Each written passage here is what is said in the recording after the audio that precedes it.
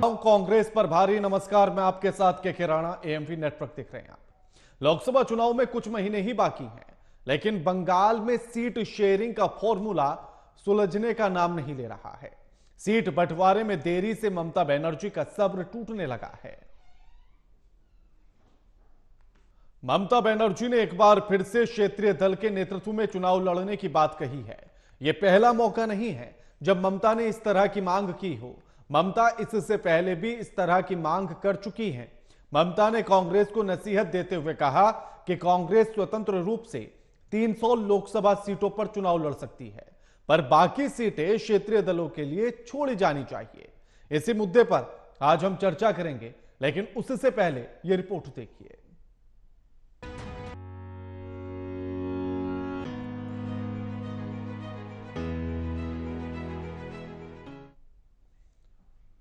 हमारे साथ जो मेहमान जुड़े हैं उनका परिचय आपसे करा देते हैं। हमारे साथ विजय कौशिक जुड़ गए हैं, नेता हैं कांग्रेस के।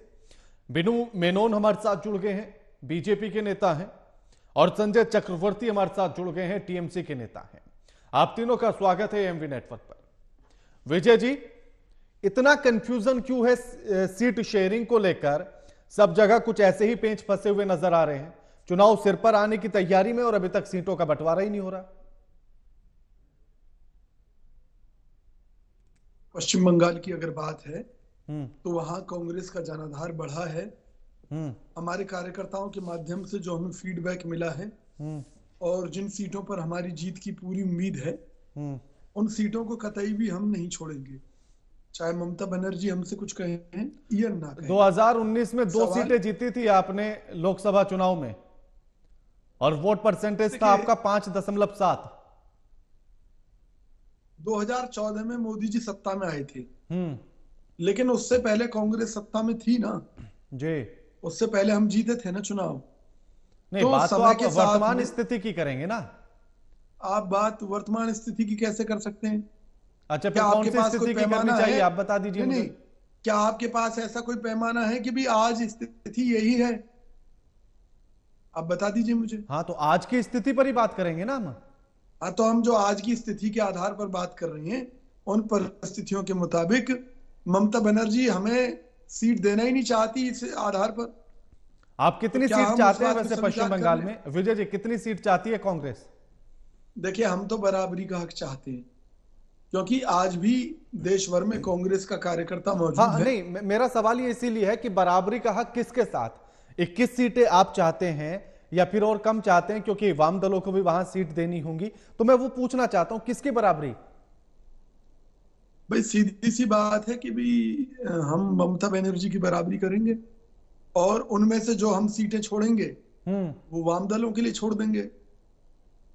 यानी कि 21-21 सीटों पर रहें और फिर अपने अपने पास से 1-1, 2-2 सीटें वाम दलों को दे दें, ये फॉर्मूला चाहते हैं आप? बिल्कुल चाहते हैं हम, और ये कांग्रेस का हक है। ममता बनर्जी भी तो सीधी सी बात है कि अपने कद को छोटा नहीं समझ करना चाहती। तो सवाल यह है कि जो समझौते होते हैं वो वर्तमान की स्थिति को देखते हुए होते हैं।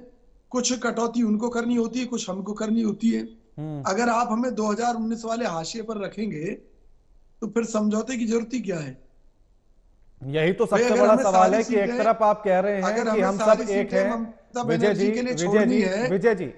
विजय जी, सवाल सबसे बड़ा यही है कि एक तरफ आप कह रहे हैं कि हम सब एकजुट हैं, एक साथ हैं, लेकिन जैसे ही सीटों के बंटवारे की बात आती है तो तुरंत सब एक दूसरे के खिलाफ आकर खड़े हो जाते हैं। और आप तो मतलब ऐसी स्थिति में है कि आप सीटें मांग रहे हैं और दूसरी तरफ आपके नेता कहते हैं, अधीर रंजन, कि हम कोई भीख नहीं मांग रहे हैं। आप सुनिए, मांग नहीं रहे हम, तो गठबंधन का फार्मूला उन्हें पहले ही बता चुके हैं। गठबंधन में बराबरी की बात होती है भाई। अगर वो अगर देखा जाए तो गठबंधन में समझौते की जहां बात है तो उसमें एक फार्मूला लागू होता है, उस फार्मूले की बात है। हाँ, वही फार्मूला तो मैं आपसे पूछना चाहता हूँ विजय जी, वही फार्मूला मैं आपसे पूछना चाहता हूँ। क्षेत्रीय दल है, सुनिए ना। हाँ, तृणमूल कांग्रेस आज भी क्षेत्रीय दल है। हाँ, तो उन परिस्थितियों में बराबरी का अधिकार बनता है पश्चिम बंगाल में। और अगर तृणमूल कांग्रेस ये चाहती है कि सारी सीटों पर तृणमूल कांग्रेस लड़े, तो उसमें गठबंधन की जरूरत क्या, वो लड़ ले। अब इसीलिए इसीलिए मेरा ये सवाल है कि अगर आप बराबरी का हक चाहते हैं तो फिर आप 2 या फिर 4 सीटें वाम दल को क्यों दे रहे हैं? उसको भी बराबरी में ले आइए, 42 के 3 हिस्से कर लीजिए। मैंने क्या कहा कि कांग्रेस एक राष्ट्रीय पार्टी है और तृणमूल कांग्रेस एक क्षेत्रीय दल है, और वाम दल, इस आधार पर और बराबरी वाम की दल, बात है। वाम दल क्षेत्रीय दल है। हाँ तो इसीलिए तो ना, तो मैं जहां, इसीलिए तो कह रहा हूं नहीं वहां भी सुनिए तो ना, बराबरी लाइए ना नहीं आप। नहीं, मैंने क्या कहा आपसे हाँ कि भाई वो उस परिस्थिति में हम दोनों दल जो बराबरी का अधिकार रखते हैं वो अपने सहयोगी के लिए कुछ सीटें छोड़ देंगे। हाँ, तो वही तो और अब अगर ऐसे तो वाम दल भी तो अगर यही कहेगा अगर ना वो कि आप आधी हमारी सीटों पर पिछली वाम सीटें दल क्यों लड़ना देख रहे चाहते हैं, हैं तो वो अपनी उस मंशा समय क्लियर को भी तो याद करें। करिए ना। विजय जी, वाम दल भी तो यही कहेगा ना कि आप हमारी आज की या फिर कल की परिस्थिति क्यों देख रहे हैं। आप वो देखिए ना, जब पश्चिम बंगाल में हमारी भी सरकार हुआ तो करती वो थी। अपनी बात रखे ना, गठबंधन का अर्थ है ठीक है, कि जिस तरह हम अपनी बात ठीक रख है, रहे हैं वो रखें। ठीक है, ठीक है हमने उन्हें संजय जी, रोका थोड़ी ना है। ठीक है संजय जी, आप क्षेत्रीय दल हैं और उसके बाद भी आप चाहते हैं कि सारी सीटें आप ही के पाले में आ जाएं। लगता है विजय जी कुछ कंफ्यूज हैं। हम्म वो कंफ्यूजन में सारी बातें कर रहे हैं और 2021 का चुनाव भूल गए मुझे लगता है। तो वाम दल और कांग्रेस से मिलकर के चुनाव लड़ रही थी और हाशिए पे आ गई। एक भी सही खाता नहीं खोल पाया, विधायक नहीं पा पाए, तो ये हाशिए में आ गए, पूरी तरीके से जीरो हो गए। नहीं, वो तो कह रहे हैं ना कि पुरानी बातें ही मत करिए, आप नई बातें करिए बस। तो अब नई बातें हम कैसे करें, बता दीजिए आवश्यक। नहीं, इसीलिए तो मैं उनसे फॉर्मूला भी जानना चाह रहा था, वो बता ही नहीं पाए फॉर्मूला। आइए आने दीजिए, मुझे बोलने दीजिए थोड़ा सा। हाँ, फॉर्मूला तो तभी बनता है ना जब आदमी पुरानी चीज सेटिंग गेटिंग पे ही बात होती है। अब ये चाहते हैं कि मैंने हम लोग पिछली बार 22 सीटें जीते तो हम उसमें भी कम कर दें, मतलब हम जीती हुई सांसदी जो है उसको भी हटा दें, उनको दे दें। आप 2 सीटें जीते, आप 21 चाहते हैं। तो पहली बात तो ये है कि फॉर्मूला का मतलब ये नहीं कि आप बराबर का हिस्सेदार बन जाएंगे, आप राष्ट्रीय पार्टी है तो फिर उत्तर प्रदेश में आइए 40 सीटें लड़िए जाकर के, देंगे आपको समाजवादी पार्टी। बिहार में लड़िए आकर के, आधी सीटों पर देंगे आपको राष्ट्रीय जनता दल और जेडीयू, नहीं देंगे आपको। आप बराबरी की बात मत करिए, इसलिए तैयारी करके आकर के बैठिए। सर मैं आपसे गुजारिश करता हूँ, आप गठबंधन के हिस्सेदार हैं, इस तरीके से जो है मत करिए, बातें मत करिए अभी तक, जबकि नेशनल लेवल पे सीटें नहीं बैठी क्योंकि ममता दीदी कहीं से नाराज है। तो सबसे बड़ी नाराजगी है उनकी अधीर रंजन चौधरी के दिए गए लगातार बयानों से। गठबंधन में होने के बावजूद जो है वो लगातार ममता दीदी पे अटैक कर रही हैं, एक बीजेपी नेता की तरह अटैक कर रही है। तो उसकी वजह से कहीं ना कहीं एक नाराजगी है और पूरे ममता दीदी नहीं, पूरा का पूरा सिस्टम हमारे नाराज है इस चीज को लेकर के। हमारा पूरा का एक एक कार्यकर्ता नाराज है जिस तरीके से लगातार वो हमले कर रहे हैं। आप हमसे सीटें जिला चाहते हो, हमसे ही जीतोगे, और उसके बाद जो है आप ये चाहते हो कि आप हमारे खिलाफ खड़े हो। संजय जी, गठबंधन का हिस्सा भी आप घर के संजय जी, मुझे याद है कि जब अधीर रंजन चौधरी के ऐसे ही बयानों को लेकर मैंने आपसे सवाल किया था और कांग्रेस के प्रवक्ता भी थे, तो आप दोनों ने यह कहा था कि इंडिया गठबंधन में तो लोकतंत्र है, तो इसलिए एक दूसरे को हम कुछ भी कह सकते हैं, बातें रख सकते हैं। और अब आप कह रहे हैं कि उन बयानों से नाराज हो गई है ममता दीदी। बिल्कुल है, तो ये फिर कैसा लोकतंत्र है जिसमें नाराज हो गई? गठबंधन का मतलब ये नहीं, परिवार का मतलब ये नहीं कि आदमी खुला विद्रोह करने लगे। नहीं, वही तो मैं भी तो यही पूछ रहा हूं ना आपसे। आप कल इन्हीं बयानों को कह रहे थे कि ये तो लोकतंत्र है, इसलिए हम ऐसा बोलते हैं, एक दूसरे को टोकते हैं। आज आप कह रहे हैं कि उन्हीं बयानों से हम नाराज हो गए। अरे सुन तो लीजिए, लोकतंत्र का मतलब ये थोड़ी ना क्या हमारी गर्दन पे हाशिया जो है तलवार रख दो, उसके बाद भी हम कह नहीं भैया लोकतंत्र। संजय जी, मैं सिर्फ आप ही की बातें रख रहा हूं, अभी मैंने अपनी तरफ से कुछ नहीं कहा। बिल्कुल सही बात है, लगातार। इसीलिए अभी लास्ट आपने देखा हो 11 जनवरी को राजीव गांधी ने आखिर में उनको नसीहत दी, अधीर रंजन चौधरी को नसीहत दी कि वो दायरे में रहे। कारण ये है कि क्योंकि इसका विरोध हम लोगों ने दर्ज कराया हुआ था, क्योंकि हम तो हमारी पार्टी के नेता होते तो हम तब तो पार्टी से निकाल चुके होते। हम लोगों ने विरोध दर्ज कराया था। तो राहुल गांधी भाई, कांग्रेस की असल में दिक्कत थोड़ी सी आ रही है, बहुत बड़ी पार्टी है मानता हूं, लेकिन आपकी नेता जब इस तरीके से बातें करते हैं तो आपकी भी तो कानों में आती होगी, आप लोग उस पर एक्शन नहीं लेते। कारण ये था, आप मध्य प्रदेश सिर्फ और सिर्फ इस वजह से हारे कि कमलनाथ की जिद थी। वहां पे दिग्विजय कमलनाथ की जिद की वजह से इंडिया गठबंधन की पहली रैली होने वाली थी, लेकिन उन्होंने अपनी जिद की वजह से वहां पे रैली होने नहीं दी। अखिलेश यादव को कहने लगे कौन अखिलेश, इस तरीके से बातें करने लगे, तो कहां से गठबंधन वहां पे आप जीत पाएंगे? लेकिन ममता दीदी का भी हालिया बयान आया है संजय जी, उन्होंने नाम भले से नहीं लिया, लेकिन उन्होंने ये कहा है कि मैं अकेली नेता हूं इंडिया गठबंधन की, जो मंदिर में भी जाती हूं, मस्जिद में भी जाती हूं, गुरुद्वारे में भी जाती हूं और चर्च में भी जाती हूं, और कुछ लोग हैं कि एक एक मंदिर में जाकर सोच रहे हैं कि बहुत कुछ कर लिया उन्होंने। इशारा राहुल गांधी की तरफ था। ये बिल्कुल सही बात है, वो कल भी गई है, कल भी आपने देखा हो, कल सद्भावना रैली निकाली है और हर जगह गई हुई है। और सबसे बड़ी बात है कि बीजेपी को पटकनी देने वाले अकेली नेता वही है लगातार। आप देखिए 2011 के बाद से हम लोग कोई भी लोकसभा, कोई विधानसभा में पीछे नहीं रहे, यहाँ तक कि पंचायत चुनाव में पीछे नहीं रहे। तो हम लगातार बीजेपी को पटकनी देने वाले हम लोग अकेले हैं। तो हम अकेले हैं, ये कांग्रेस को अच्छी तरीके से इस बात को समझना चाहिए। ये जो है देश बचाने के लिए है, जिद नहीं होनी चाहिए कि हमको जो है हम ही जो है सबसे बड़े हैं। ये जिद हमेशा जो है नुकसानदायक होता है। देश बचाने के लिए दल बड़ा नहीं है, इस समय देश बड़ा है। देश के लिए सोचिए, जहां पे आप जी सकते हैं। यही तो सबसे बड़ा सवाल हो रहा है संजय जी, कि हर कोई चाहता है, आप सारे इंडिया गठबंधन ये कहता है कि हम देश बचाने के लिए आए हैं, हम लोकतंत्र बचाने आए हैं, हम संविधान बचाने आए हैं, और फिर लड़ने लगते हैं कि भैया हमारी वाली सीट तो बचने दो, हमारी वाली सीट तो बचने दो। देखिए, पहली बात तो कैसे किस तरीके से पता चलेगा, ये तो पिछला जो अनुभव हुआ है अभी हाल ही में, पिछले साल जो है आपने देखा होगा पंचायत भी चुनाव हुए, तो पंचायत चुनाव का ही आप उसको रिजल्ट निकाल के देख लीजिए। नहीं, वो मैं उस बात से इनकार नहीं कर रहा हूं, मैं आप लोगों के बयान पर बात कर रहा हूं। और अभी पिछले हफ्ते मीटिंग होती है, वर्चुअल मीटिंग होती है, ममता दीदी ज्वाइन नहीं करती हैं। तो सोचिए, आप ही लोग आपस में बैठकर बातचीत नहीं कर रहे हैं ठीक से। ठीक है, लौटता हूं संजय जी लौटता हूं, 5 मिनट दे दिए आपको, लौटता हूं आपके पास लौटूंगा मैं। बिनू जी, जब इंडिया गठबंधन का ऐलान हुआ था तो उसी समय पर यह बात कही गई थी कि अभी आगे आगे देखिए, कभी अभी तो ये सीट बंटवारे को लेकर झगड़ेंगे, और अगर सीट बंटवारा भी जैसे तैसे हो गया और गलती से अगर चुनाव भी जीत गए तो फिर प्रधानमंत्री के लिए लड़ेंगे। अब वही स्थिति हम देख भी रहे हैं, सीट बंटवारे को लेकर झगड़े। रथ नहीं कह सकते, एक बग्गी ऐसी है, एक बग्गी के चारों तरफ अगर गधों को बांध दिया जाए तो वो चारों एक दूसरी तरफ से खींचते रहेंगे। ये हाल आज इंडिया अलायंस का है। देखिए, ओमर अब्दुल्ला बोल चुके हैं कि भाई इंडिया अलायंस की हालत पतली है। चाहे केजरीवाल वो इनका मजाक उड़ा चुके हैं। अभी टीएमसी में आप देख रहे हैं कैसे ममता दीदी इनकी खिल्ली उड़ा रही हैं कि भाई दो की औकात नहीं है और ये लोग इलेक्शन लड़ने जा रहे हैं। हाँ। तो हर जगह से अगर आप देखें, केरल में भी आपको याद दिलाना चाहूंगा, केरल में भी वहां पे मुख्यमंत्री जी ने कह दिया कि राहुल को यहाँ आने की जरूरत नहीं है, यहाँ इलेक्शन लड़ने की जरूरत नहीं है। तो ये पूरी तरह से देखिए, एक जनता के सामने जो है चीजें बहुत क्लियर है। उनके लिए क्या है, भरोसा बनाम भ्रम है।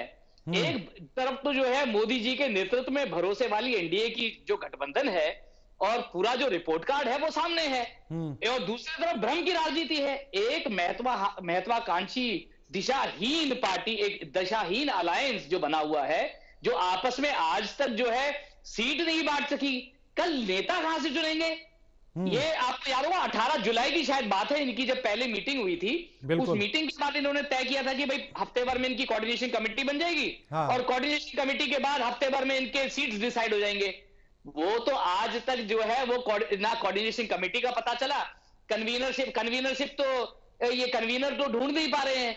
ये कहां से इलेक्शन लड़ेंगे, कहां से जनता में अपना भरोसा बिठाएंगे, साफ है। और ये किस चीज की पार्टी, किस चीज की अलायंस बनाई हुई है? ये अलायंस है अपने आप को, अपने परिवार को बचाने का अलायंस। ये देश का गाना गा रहे हैं। किस तरीके से देश के लिए इन्होंने कुछ तैयार किया है? नहीं, इनका तो एक ही विरोध है, मोदी जी को हराना है। इनके पास कोई एजेंडा है?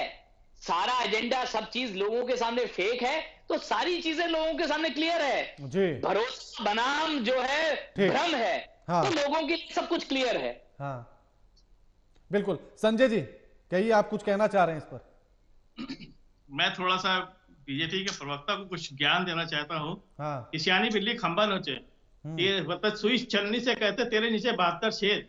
25 साल हो गए गठबंधन के, पिछले 10 साल में कितनी मीटिंग हुई आपकी?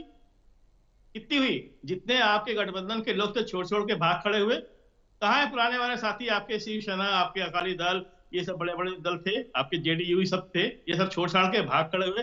कौन है आपका कन्वीनियर? कितनी मीटिंग कर ली अपने पिछले 10 साल में? कौन है आपका संयोजक? कितनी सीटों के बंटवारे कर चुके आप? कितनी मीटिंग कर चुके आप? आप तो केवल मोदी मोदी मोदी मोदी मोदी मोदी मोदी मोदी मोदी, बस यही चलता है आप लोग के। आप लोग मोदी, इसका मतलब 2014 के पहले इसका जो आप इतने बड़े हो गए हैं, मुझे तो नहीं लगता आप 10 साल के हैं। आप तो बड़े हो चुके हैं ना, तो पढ़ाई लिखाई तो आपने जो है कांग्रेस के शासन में किया होगा। अब बात करते हैं कैसे भ्रम और विश्वास, किस चीज का विश्वास बता दीजिए हमको, कौन सी ऐसी चीज है 2014 का अगर घोषणा पत्र मोदी जी खुद पढ़ ले तो अपने आप को वोट ना दे। जिस तरीके से उन्होंने घोषणा कर रखी हुई थी ना कि बहुत हुआ महिलाओं का अत्याचार, अब की बार मोदी सरकार, कल ही आपके बीजेपी के एक नेता ने महिला का जो है रेप किया है कल के दिन।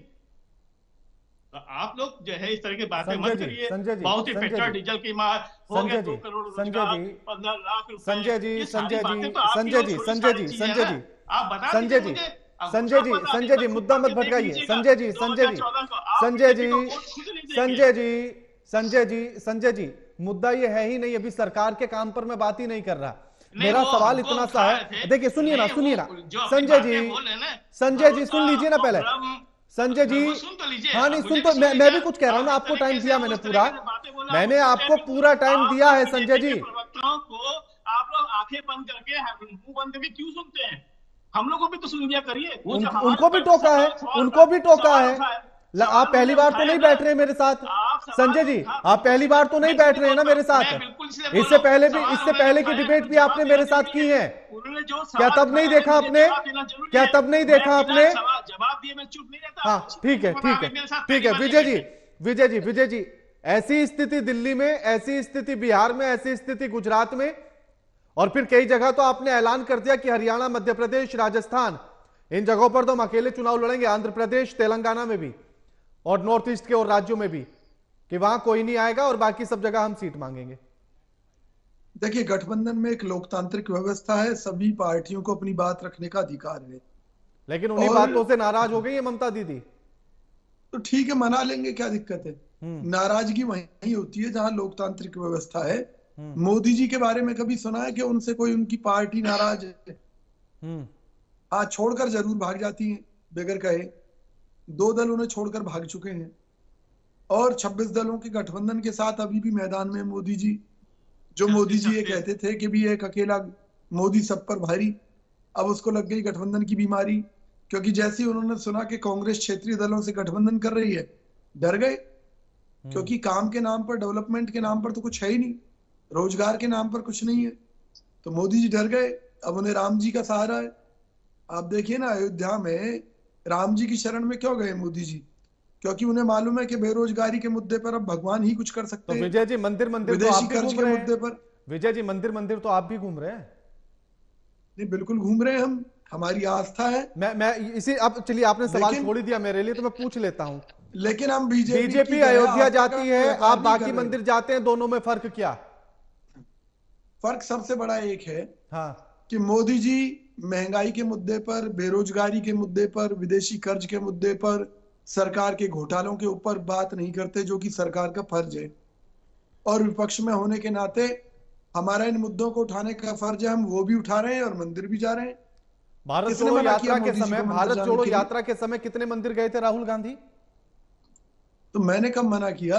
नहीं मैं पूछ रहा हूं, मुझे नहीं पता ना, मुझे इस बात की जानकारी नहीं मिल पाई कहीं से, इसलिए मैं पूछना चाह रहा हूं। व्यापार नहीं करते ना जी, इसलिए हम इस बारे में कुछ नहीं कहेंगे कितने मंदिर गए कितने नहीं गए। इस बार तो आपने डिक्लेयर कर रखा है कि रास्ते में जितने मंदिर पड़ेंगे सब जगह जाएंगे राहुल गांधी, भारत जोड़ो न्याय यात्रा के समय। वो पहले से प्रोग्राम बताना पड़ता है ना यात्रा का। अभी आप कह रहे हैं कि हम डिक्लेयर नहीं करते, अब आप कह रहे हैं कि बताना पड़ता है। एक चीज रखिए ना, दोनों चीजें तो नहीं चल पाएंगी। नहीं आप समझे, जो हो चुका हम उसका व्यापार नहीं कर रहे ना, वरना ये राम मंदिर आपने डिक्लेयर किया था, भारत जोड़ो यात्रा के समय आपने डिक्लेयर किया था। मैंने क्या कहा आपसे? नहीं मैं पूछ रहा हूं ना आपसे। कांग्रेस मंदिर कांग्रेस नेताओं की देन है, बहुत बड़ा योगदान है कांग्रेस नेताओं का, लेकिन क्या कांग्रेस ने इसे भुनाने का प्रयास किया? मैं आपसे मंदिर का अभी भुनाने पर तो मैं जा ही नहीं रहा हूं ना, अभी तो मैं यहां तक बात पूछना चाहता हूं कि भारत जोड़ो यात्रा के समय पर आपने एक भी मंदिर का जिक्र नहीं किया, लेकिन इस बार अयोध्या के मंदिर को लेकर आपको काट ढूंढनी थी, तो भारत जोड़ो न्याय यात्रा में आपने हर रूट पर मंदिर को नाप लिया कि यहां मंदिर पड़ेंगे, यहां राहुल गांधी जाएंगे। मेरी बात सुनिए, अगर कोई हमारे से पूछा जाता है राहुल गांधी जी के प्रोग्राम के बारे में, रूट प्रोग्राम देना पड़ता है सुरक्षा एजेंसियों को, वो खुद सरकार ने लिख कर। आप पिछली बार का क्यों नहीं बता पा रहे? मुझे भारत जोड़ो यात्रा का भी तो बताइए ना, कितने मंदिर गए राहुल गांधी? मैंने क्या कहा? हम आस्था का व्यापार नहीं करते, इसलिए अभी आप कह रहे आस्था का व्यापार नहीं करते। मैं रूट पूछना चाहता हूं बस कि क्या पिछली बार भी ऐसे रूट में दिया गया था? उस समय भी मंदिर गए हैं, कौन कहता है कि नहीं गए? अरे मंदिर मैं भी वही गए तो थे, चर्च भी गए अरे थे। महाराज विजय जी, मैं वही तो पूछ रहा हूं ना, मुझे इस बात की जानकारी नहीं मिल पाई, इसलिए मैं आपसे लेना चाहता हूं। मेरे तो आप दर्शक भी मुझे ये बता जानकारी देते, लेना मैं चाहते हैं। लिस्ट चेक करके आपको बता देता। मुझे ये नहीं मालूम था ना कि आप पॉइंट पूछेंगे कौन कौन से मंदिर में गए थे। तो एक आध तो मंदिर का मंदिरों नाम के तो याद तो होगा ना। रख के नहीं बैठा ना। इतनी लंबी रैली मैं थी, मैं 4000 ये किलोमीटर गारंटी से देता ज्यादा हूं, की वो सुनिए यात्रा मेरी की बात। गई, एक मंदिर मैं का ये नाम तो याद गारंटी रहा होगा। मैं ये गारंटी देता हूं, मंदिरों में भी गए थे। ठीक है, ये मैं ठीक आपको है बिनू जी, कंफर्म बता रहा हूं। बिनू जी, हाँ आप कुछ कहना चाह रहे थे। देखिए राणा जी, ये हाँ। मंदिर से इनकी बात से ही शुरू कर देता हूं। हाँ। ये अयोध्या मंदिर के लिए जब बात आई, केरल से मुस्लिम लीग ने इनको थ्रेटन किया, राहुल गांधी जी को, कि मंदिर नहीं जाएंगे, तो इन्होंने अपना प्लान बदल दिया। ये आस्था की बात करते हैं। ये वही लोग हैं जिन्होंने एफिडेविट दिया था कि भाई राम की उपस्थिति का भी, श्री राम सच में एग्जिस्ट करते हैं कि नहीं। और इन्हीं के राज में हमारे मनमोहन सिंह जी, जो इन्हीं के पार्टी से प्रधानमंत्री थे, इन्होंने कहा था कि देश के संसाधनों पर मुसलमानों का पहला अधिकार है। और ये आज जो है डेमोक्रेसी, देश के बचाने की इन सब की बातें करते हैं। ये गलत बात है। ठीक है, हाँ समय कम है बिनू जी, समय कम है। जो देश में विकास किया है, जो आजादी के बाद आप लोग नहीं कर पाए, हमने छोटी अवधि में कर दिखाया। बिनू जी समय कम है। हाँ final comment Sanjay ji, final comment. देखिए पहली बात यह है कि गठबंधन हमारा है, हाँ, और रहेगा।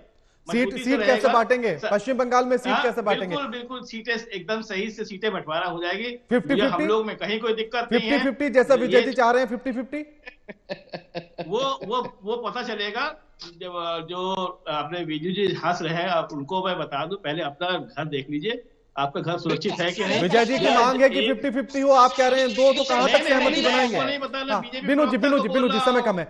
हाँ संजय जी, विजय जी की मांग है, यानी कि कांग्रेस की मांग है कि 21 सीटें चाहिए, आप कह रहे हैं कि भैया दो पर मान जाओ, कैसे सहमति बनेगी? आप लोगों ने जब कहा था कि पंजाब में बंटवारा नहीं हो सकता, दिल्ली में बंटवारा नहीं हो सकता, हो गया ना। उसी तरीके से जब बैठा जाएगा तो हर चीज का फाइनल हो जाएगा। ठीक है, शुक्रिया आप सभी मेहमानों का हमारे साथ ये तमाम बातचीत करने के लिए और अपना कीमती समय देने के लिए। लेकिन सीट बंटवारे को लेकर पेंच पश्चिम बंगाल में अभी भी फंसा हुआ है, जहां कांग्रेस की मांग यह है कि बराबर पर लाया जाए, यानी कि 18-19 सीटें उसको दी जाए, जबकि ममता बनर्जी का यह कहना है कि जो पहले 2 सीटें आपने जीती हैं वही सीटें ले लीजिए और बाकी पर हमें लड़ने दीजिए, 1-2 सीट वाम दल को दे देंगे। साथ ही उन्होंने यह भी कहा कि 34 साल तक जिस वाम दल के साथ मैंने संघर्ष किया है और उन्हें सत्ता से हटाकर खुद सत्ता पर आई हूं, उनके साथ रहना बड़ा मुश्किल हो जाता है। अब ऐसे में इंडिया गठबंधन की हालत क्या है, यह समझना बड़ा आसान हो जाता है। लगातार खबरों के लिए देखते रहिए एएमपी नेटवर्क। नमस्कार।